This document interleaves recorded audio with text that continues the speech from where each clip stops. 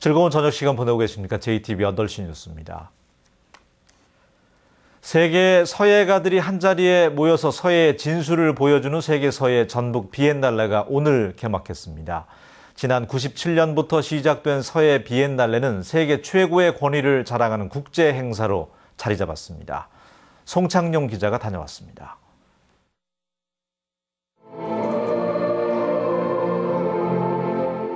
음악이 흘러나오는 가운데 힘찬 붓질이 시작됩니다.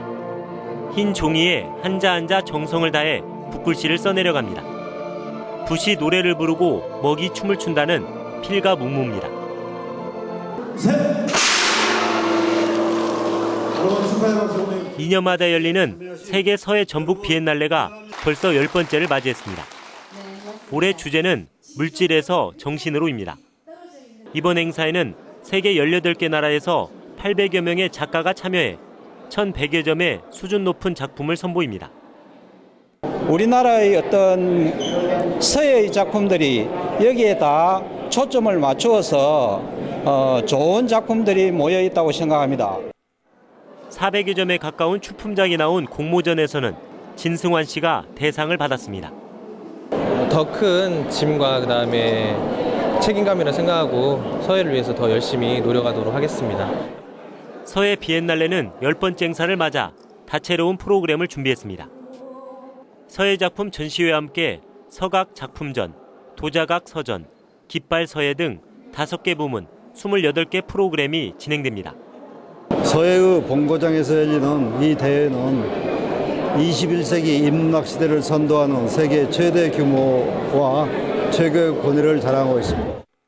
세계 서예 전북 비엔날레는 한국소리문화의 전당과 전북예술회관, 강암서예관 등에서 다음 달 15일까지 한 달 동안 펼쳐집니다. JTBC 뉴스 송창용입니다. 조선왕조실록 포쇄 과정을 재현하는 행사가 오늘 전주 경기전 일대에서 열렸습니다. 포쇄는 한지로 제작한 조선왕조실록을 꺼내서 바람과 햇볕에 말려 습기와 벌레를 막는 작업입니다. 이번 행사는 1871년 당시 포쇄관으로 임명된 박정향의 기록 일지에 따라서 역사적인 고증을 거쳐 진행됐습니다.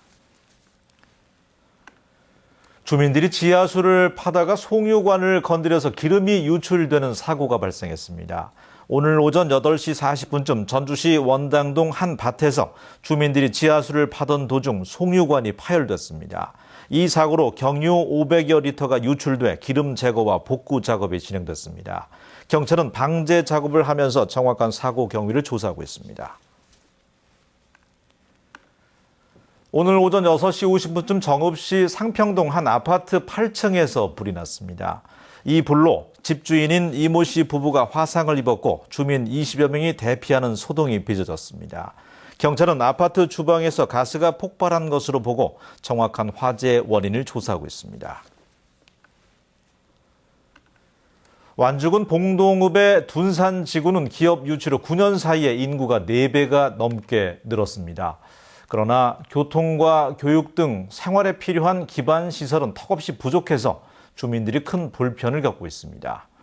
정유성 기자가 보도합니다. 완주군 봉동읍 둔산리 주택가의 버스 정류장입니다.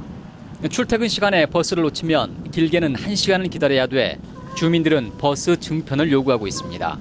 여기서 전주 가는 것은 한 20-30분이나 기다려야 되고 삼내 가는 건 1시간 정도 기다려야 되고 익산 가는 것도 많이 없고 너무 불편해요. 학교 증설 문제도 시급합니다. 초등학교는 전라북도 최대의 과밀학급이라 학교 신설을 추진하고 있지만 빨라야 2018년에나 가능합니다. 중학교 졸업생의 55%는 버스를 타고 1시간이나 걸려 전주의 고등학교로 통학하고 있어 학교 신설을 요구하고 있습니다. 그다음에 학교도 너무 부족해요. 지금 고등학교도 하나 꼭 있어야 돼요. 너무 없어가지고 학교 전주로 다 나가고 그러는데 너무 힘들어요, 애들이. 하지만 학교 신설은 어렵고 가까운 다른 학교를 옮겨와야 되지만 사립학교여서 불가능한 현실입니다. 학교 신설비 지원 승인을 하지 않기 때문에 현재로서는 설립하기가 어렵지 않나. 공장과 축사에서 나오는 악취는 완전히 해결되지 않아 주민들은 여전히 불편을 겪고 있습니다. 완주군 둔산지구에는 산업단지가 추가로 조성되기 때문에 인구가 현재 12,000명에서 계속 늘어날 것으로 보이지만 기본적인 정주 여건이 갖춰지지 않고 있습니다. JTB 뉴스 정유성입니다. 수입 고추의 증가와 소비 부진 등으로 고추 공급량이 늘어나서 김장철 이후 가격 하락이 우려되고 있습니다. 농림부는 올해 고추 수요량보다 공급량이 최대 15,000톤 초과될 것으로 예상돼서 이달 들어 산지 고추 가격이 평년보다 25%포인트 하락했다고 밝혔습니다. 농림부는 김장철이 끝나면 소비 물량 감소로 가격 하락폭이 더 커질 것으로 예상돼서 고추 수매량을 늘리는 방안을 검토하고 있습니다. 생태하천 복원공사가 진행되는 전주 삼천에 서식하는 반딧불이가 늘어난 것으로 나타났습니다. 전북환경운동연합은 지난달 삼천에서 늦 반딧불이 서식 실태를 조사한 결과 230여 마리가 확인됐고 성충이 95%를 차지해서 지난해보다 2배가량 늘어난 것으로 판단된다고 밝혔습니다.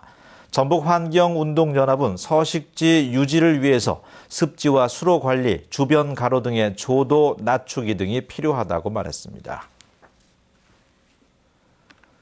새만금 지방환경청이 오는 21일 전북대병원과 군산시 환경단체 등을 초청해서 군산 전북대병원 건립을 위한 최종 의견 수렴 회의를 진행합니다. 새만금 지방환경청은 전북대병원이 제출한 추가 연구 영역 결과와 의견 수렴 회의에서 제시된 의견을 바탕으로 군산 전북대병원 건립 문제를 최종 결정할 방침입니다.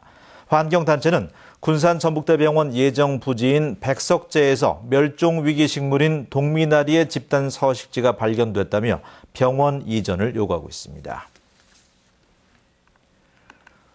정부는 택시업계 활성화를 위해서 시군별로 택시의 대수를 자율적으로 줄이는 택시 감차 사업을 하고 있습니다.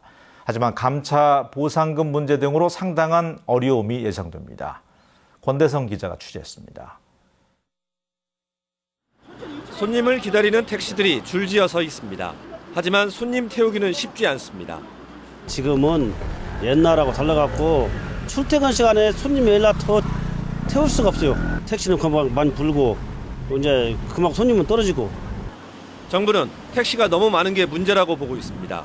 새로운 면허 발급은 금지하고 기존 면허는 반납받아 택시를 줄이려 하고 있습니다. 전주만 해도 3,860대 가운데 23%인 880대를 줄여야 합니다. 전주시는 10년간 780대를 줄이기로 하고 이달에 감차위원회를 꾸려 세부 계획을 세울 예정입니다.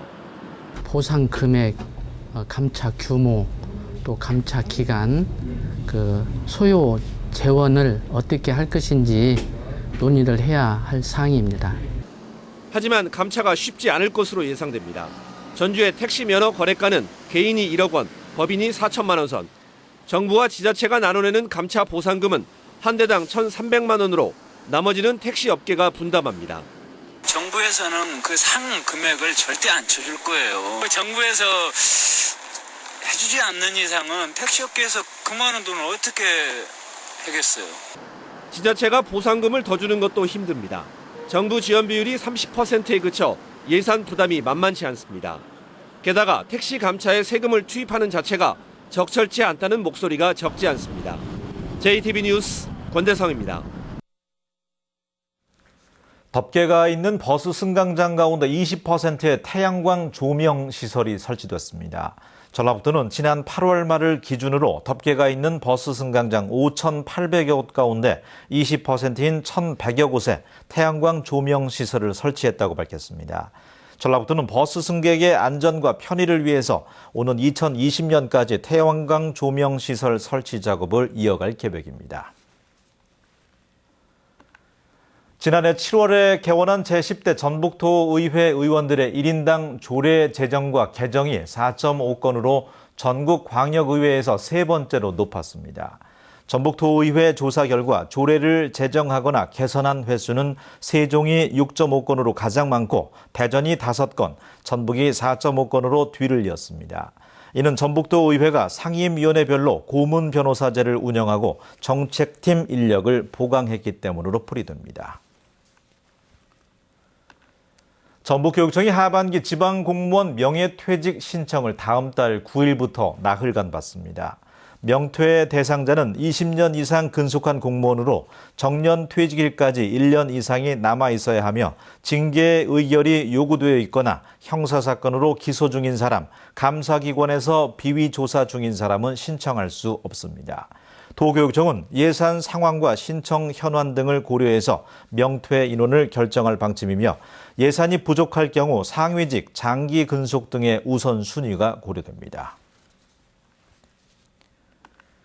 국가 인증을 받은 전북의 농식품 업체가 참여하는 전북 스타팜 한마음 장터가 오는 22일부터 26일까지 전주 월드컵 경기장에서 열립니다.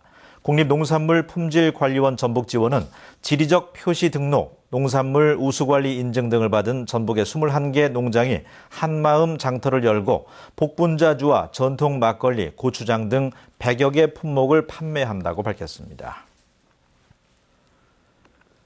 익산에서 차량들이 잇따라 식당과 인도로 돌진하는 사고가 발생했습니다. 어젯밤 8시 50분쯤 익산시 영등동에서 40살 김모 씨가 몰던 승용차가 음식점에 주차돼 있던 차량 넉 대를 들이받아 음식점 안에 있던 최 모 씨 등 6명이 다쳤습니다. 경찰 조사 결과 김 씨는 혈중 알코올 농도 0.208%로 만취 상태였습니다. 어젯밤 11시쯤 익산시 갈산동에서는 41살 이모 씨가 몰던 승용차가 인도 위로 돌진해서 가로수를 들이받아 이 씨가 다쳤습니다. 오늘 오전 10시쯤 호남고속도로 하행선 정읍시 감곡면 구간에서 문모 씨가 몰던 승합차가 뒤집혔습니다. 이 사고로 승합차에 타고 있던 10명이 가벼운 부상을 입었습니다. 오늘 오전 11시 50분쯤에는 남원시 노암동 농공단지 도로에서 1톤 화물차가 가로등을 들이받아 운전자 김모 씨가 다쳤습니다. 날씨입니다. 전북은 내일 맑겠고 아침에 짙은 안개가 끼는 곳이 많겠습니다. 한낮에는 기온이 크게 올라서 따뜻하겠습니다. 군산과 김제 등 서해안 지역은 맑겠고 안개가 많이 끼겠습니다. 내일 아침 최저 기온은 11도에서 13도, 낮 최고 기온은 23도에서 25도가 예상됩니다. 바다의 물결은 0.5에서 1.5m로 일겠습니다. 전주와 남원 등 내륙 지역은 맑겠고 아침까지 안개가 끼겠습니다. 아침 최저 기온은 6도에서 12도, 낮 최고 기온은 24도에서 25도가 예상됩니다. 다음 주에도 당분간 비 소식 없이 청명한 가을 날씨가 이어지겠습니다. 뉴스를 마칩니다. 편안한 시간 보내시기 바랍니다. 고맙습니다.